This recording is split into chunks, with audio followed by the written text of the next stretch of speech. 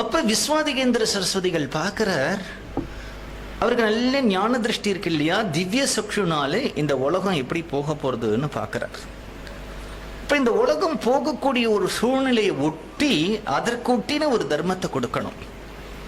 கர்மா அப்படின்னு விதிச்சுட்டோமானால் இன்றைய ஒரு காலகட்டத்தில் நாம எல்லாருக்கும் கர்மா பண்ணணுங்கிற ஆசை இருந்தா கூட காலம் உங்களை பண்ண விடாது. அதற்கான ஒரு சூழ்நிலை இல்லை.